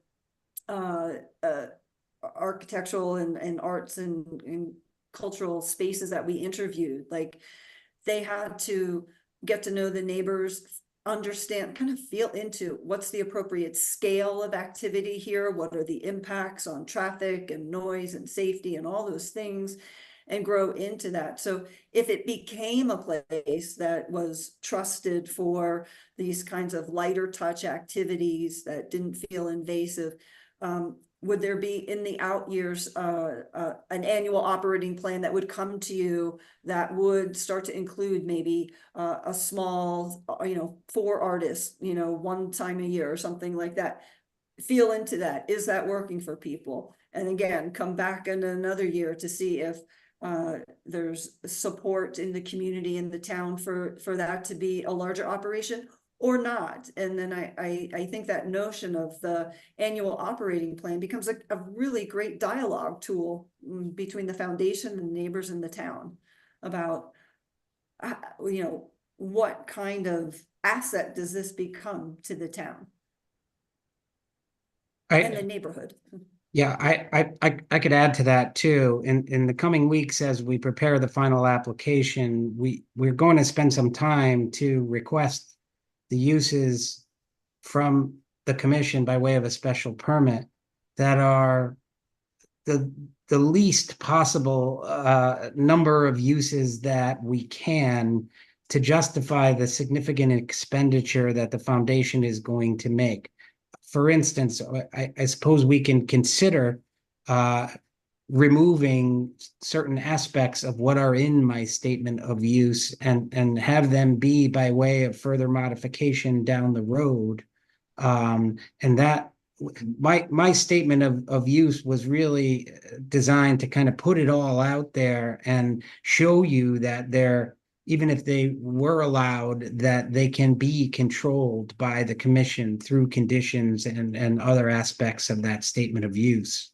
So, but we will very much refine what we intend to submit for instance, for the years 2024 and 25, there's going to be very little activity other than restoration. Again, assuming they get the ability to put the property to these some basic philanthropic uses. For instance, the location of their very low intensity office, some gallery type uses, small gatherings of lectures of people interested in the site, and perhaps furthering the mission. To me, those seem very low intensity and probably could be conducted on that site. without anyone even knowing they're occurring. But technically it is a residentially zoned property, so even those small, less intensive uses cannot technically legally be done without the special exception permit. So we will be working on refining the request and, you know, larger, or I guess more significant changes of use from what's there now can be left to further modifications of a permit down the road. Yeah, and just a little additive, like, you know, in the beginning, I said we're a 40-year-old family foundation. We've been doing grant making in these 3 strategic program areas. We're not abandoning that either. So this is just something that we're just wading into and understanding. And so we're on our own journey about resource portfolio balancing across 3 program areas and then philanthropic uses that would be programmed on the site. This is Jeff Downs. I just have a question. You talked about revenue generating events, and then somebody mentioned commercial. I'm just wondering, is there a line that differentiates between commercial and if you were to have events, how does that play into the use of the property as it's residential? It's just more, it's not it wouldn't be a for-profit business venture, like, I don't know, just say. Is your 501c3 classification? Correct, so, yeah. Erin, where is the town in its process about Airbnbs? That is not moving forward. It's not moving forward. It hasn't moved forward. There were conversations last spring about that, and the Board of Selectmen held off on drafting any formal regulations. Let it go through the summer. We didn't receive any formal complaints on properties regarding short-term rentals, and it hasn't come up. Okay, because I thought it was sort of in the works, and it would be good to have that taken care of, I think, first before we hear about Airbnbs from this property, but it's not going anywhere. Correct. We don't have Attorney McCann, do you know? regulations. I don't, but Michelle and I had the discussion before the meeting about the concern, and I obviously know what the short-term rental issues are across the country. But this property, the Airbnb is not in the future of this property. The residencies here would be more art related, architecture related people. Somebody who's going to lecture a group on 1 or 2 days in a row might stay there. It could be that somebody wants to spend a weekend surrounded by Philip Johnson's work and walk in the barn where these priceless pieces of art spent a lot of time. It does not strike the same chord with me as an Airbnb, where you have this, constant changing of families living in a spot and the issues associated with that. And again, I think that those types of stays, and you bring up bed and breakfast. Interestingly, bed and breakfasts are permitted in this zone, subject to certain limitations. The 4 beds, 25% of the floor area, and that use isn't even requiring a special exception. It's just a zoning permit to show that you're complying with the various provisions in the regulation. So, and again, given the size of the existing structures, there's 6 bedrooms there. If we're going to build more bedrooms, we would need to come to you, and we would need to comply with not only site plans, but probably modifying a special exception permit. So, and again, I'm not sort of advocating the application yet, but I think I guess I'd like to let everybody know there are ways to address the concerns with appropriate conditions and limitations. And that's really the task of us to try to convince you that can be done in ways it can be done. But it was one of the other reasons we wanted to get you thinking about it before we actually filed the application. Thanks. You mentioned that 2 staff would be working there. Will anyone be living there? Full-time? Not on staff, no, not at this time. And we only have 2 full-time people, 2 part-time people, and we mostly work remotely. So it would be like maybe one of our staff people coming once a week, perhaps. We do have, security cameras. We know there's concern about that. We have a property manager. As things would progress, we would make sure we are addressing, need for security and all those things, but no staff would be living there at this time. In the future, if we need like a program manager to be there, I don't know, we'd come back and certainly consider that, but it's just not intended in the foreseeable future. Thanks. Well, I think, yeah, the more specific you can be in your application, the better, obviously, for us. And Yeah. for neighbors to know what we're really, Yeah, I would be encouraging you to show all the activities you have in mind, the frequency of those activities, and enumerate as much value as you can to the town of Madison as part of all of it. Great. Did you want yeah, to do you, allow do if you somebody want us- had a question? we've for got Lily? 3 people here. When they showed you the site plan, Could you just identify yourself and your, Bruce Lockhart, 24 Indigo Trail, thanks. when they, 12 acres were divided, I bought 6 acres. So when they show you the site plan, my property abuts in the back. For 20 years, I've worked on that house to help Pete Patterson. She was a divorced woman. I know the structure inside and out. When she went bankrupt, I contacted the Glass House National Trust, including a billionaire, Lyon, who collects 25 antique houses. And I said, we should not just have this structure destroyed. It has historical significance. It's in books of architecture. So I was trying to rescue the house from the Bank of America. They even made an offer to buy it. Another neighbor made an offer to buy it. So along comes the Tremaine Foundation with $100 million. Okay. And the proposal that I've read that the lawyer put together, and all the neighbors in the neighborhood we've worked a long time in our lives, me from the ghetto of New Haven, to finally get to this point in life.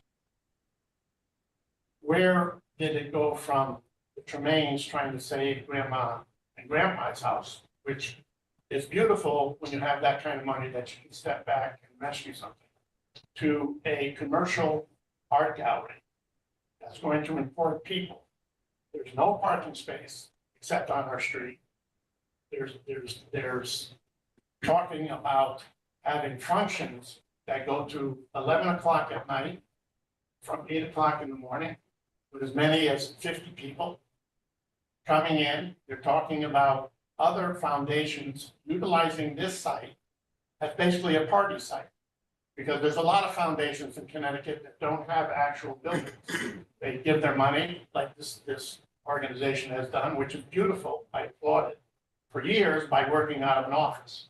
So as you know, if you can put money into similar foundations, this is going to evolve into a constant site of cocktail parties, of lectures are fine, but cocktail parties, events, generating money. And this is a residential neighborhood. Also, this will come off your tax rolls, which is about $25,000 a year. So what is the benefit to the town, but what is the benefit to the people who spend 20 or 30 years in this neighborhood? What's going to happen to our home values? Would you buy a home where every weekend or 12 times a year or 15 times a year, there's the events going on? Fine, save the house. Fine, take the artwork, bring it back to the house. The Tremaine Foundation, the Tremaine family, all the board members, or most of the board members are the Tremaine family. Great. Do it. Fix the house. Put the artwork in there. But why turn it into this commercial enterprise? What is the goal here? If you want to teach artists or subsidize artists in their apartments, New Haven, New York, fine. Now you want to bring artists in to live, to subsidize them. This is not what the residents of this town bought into. And we spent a lot of time in life trying to get to this point to live in this town. This is not what we signed in for. We hear you, and I think that that's why it's really important to get as much detail as we can About the activities they do when they. and the functions. But who is going to monitor the activities? If we call the police every Saturday night or every Friday night, which they want to have up to 11 o'clock at night, that's just the end of the activities. Then you have the caterers breaking down the tents, washing the dishes, loading their trucks. The noise, as you know, in the wintertime, but even in the summertime, comes right through the whole neighborhood. When Peyton Patterson had those events, the whole neighborhood, everything that was going on. So are you going to look at this 12 events every year? And are you going to tell $100 million foundation what they can have and what they can't have? And then are you going to send the police to these events and say, okay, shut it down? This is a residential neighborhood. There should be not any exemption to putting this type of enterprise in a residential neighborhood. We need to know exactly what it is, I think. Yeah, for sure. Right. Okay. Yeah, Ed Rizzo, live at 28 Kachina Way. So I obviously reiterate everything Bruce just said. I don't take any comfort in what Chris has just stated about, obviously, because Chris is not a neighbor who would have to deal with the potential impacts of this. We've lived there for about 8 years. I have 2 children. My wife all lived there. We moved here from New York City to get away to live in a more neighborhood community. That's why we bought our home. That's why we invested in it heavily. The fact that that's even being contemplated to put a revenue generating business, whether it's philanthropic or otherwise, has no bearing. But if any one of you was to somebody who decided to run an Airbnb or a restaurant, I saw the word cafe, wedding venue, it has no place in an RU environment. There's no shortage of commercially available properties that could be zoned and used for this reason, and there's no reason why we would need to zone or make any exception to the way it currently is laid out. I see no benefit to the town. I certainly see no benefit as a neighbor. So we're strongly opposed to it and want to make sure that everybody hears our feedback. And we'll certainly be writing up some more information so that everybody can understand the specifics of our complaint. The neighbor have, all the neighbors been Oh, well, I spoken to, hold, not. I just found out that, so, I mean, literally, from the foundation, I received a letter. I had no understanding that any of this was going on. I've heard that there's already been visionings and that something's been, forwarded to the commission. We as neighbors had no understanding that any of this was going on. I literally learned about it, I think, a day or two.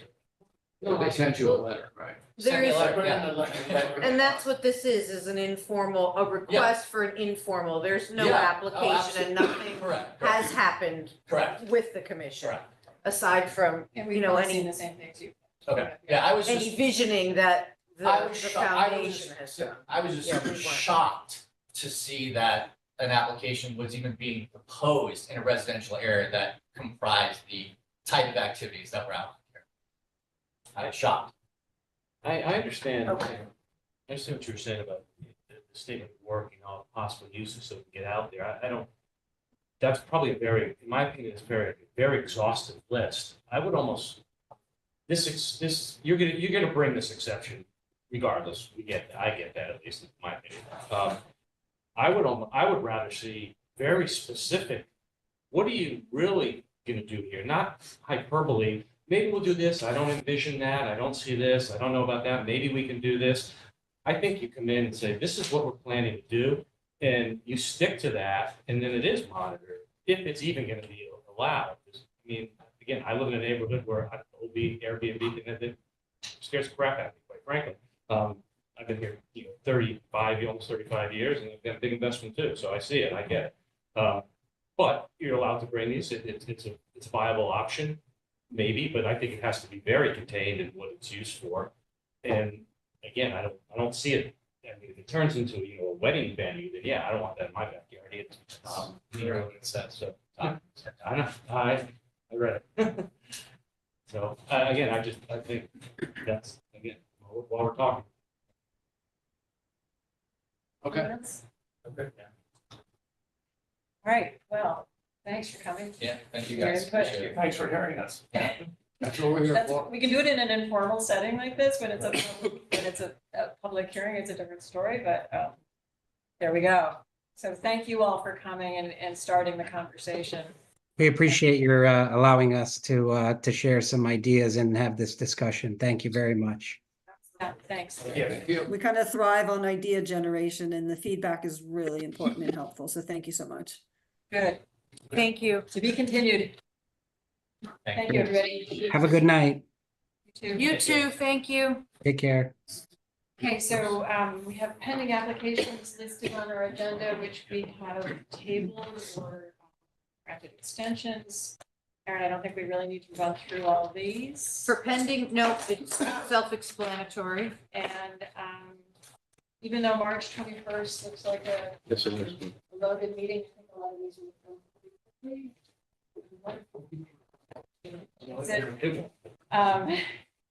And then we have on receipt, 885 Boston Post Road, which is the former Elizabeth Cafe. They're coming back with a modification to a previous special exception permit that was approved. So we need to schedule that public hearing for March 21st. We know what the use is, like. It's a document. It's a physical therapist office, Therapist. that's who's purchasing the property. So instead of a restaurant on the first floor and 2 residential units, they're proposing to use the entire building for their business. Oh. And then there's some minor facade, there's some facade changes. Pretty minor. Really eliminating the open porch, and otherwise, the majority of the site that you've seen already, It was and all the materials and the It's look of the retained. building is the same. So can I have a motion that we put that on our schedule for the public hearing for March 21st?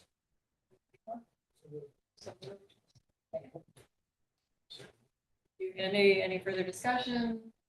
In favor? So, March 21st. And then 2222 Durham Road, subdivision application that I need a motion on the agenda for April 18th. Nick, did you want to say anything about it, Aaron? I'm sorry. No inland wetlands on the property, which is why we're Holding pushing it it out to allow the wetlands agency to have time next month to comment. Second. It's a beautiful. piece of Especially property. today, especially this morning. Any further discussion? All in favor? Okay, I think we're good. That moves us on to the proposed text amendment. Which, that's also scheduled for March 21st. Right, we don't need to went talk over about it this tonight. last time, minor changes to be in compliance with the statutes Right. that changed. Great. all right. In that case, I'll turn the approval of meetings over to our secretary. What's that? Sure. February 15th meeting, members present, Snow, Duzo, Ruben, Barnhart, Bugda, Paul, O'Connor, and Morgan. So motion for approval. A second? All right. Any comments, edits, or suggestions? I didn't see any. Thank you. I'll vote to approve. All in favor? Great. Great, thank you. Okay, any remarks? I have none. Aaron? I have a motion to adjourn. Second. Discussion, all in favor? We're adjourned at 9:04, I believe.